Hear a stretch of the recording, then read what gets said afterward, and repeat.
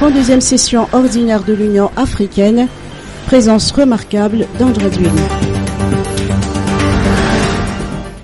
Le président de la République, Andradouil, a fait un discours remarquable lors de sa première entrée à l'Assemblée des chefs d'État et de gouvernement de l'Union africaine à Addis Abeba.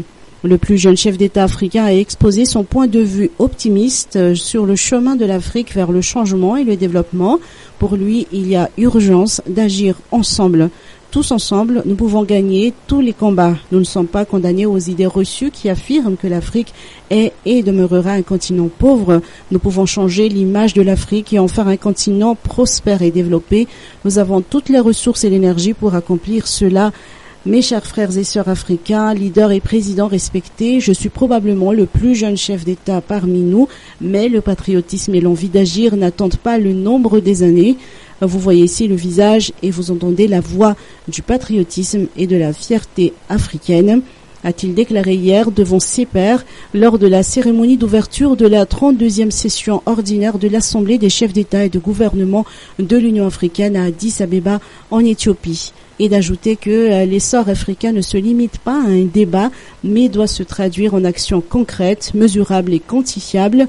Le renouveau africain a déjà commencé, sa prise de vitesse est enclenchée, tel un TGV. Madagascar se lève, l'Afrique s'impose. Le chef d'État malagasy a été loué par ses pairs africains comme étant un exemple d'un processus démocratique pacifique et modèle dans le continent africain. Dans son discours, Andradouil a souligné que les Malagasy ont cristallisé dans leur vote leur volonté de changer le cours de l'histoire de la Grande Île.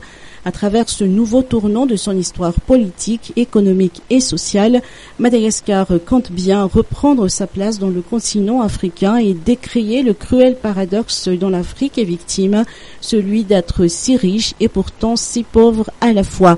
Le président Andradouil a également assisté à la session à huis clos des chefs d'État et de gouvernement dirigée par le président rwandais Paul Kagame, président en exercice de l'Union africaine pour l'année 2018. Cette première séance de travail a porté essentiellement sur la réforme institutionnelle de l'Union africaine, la zone de libre-échange continentale, la mise en œuvre de la décision de la conférence sur les négociations post-Cotonou et enfin sur l'élection du bureau de la conférence de l'Union africaine pour 2019 et l'élection du président de l'Union africaine pour 2020.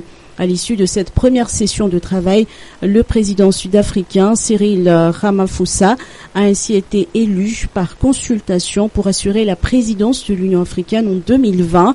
Le président égyptien Abdel Fattah al-Sisi est désormais en tête de l'Union africaine.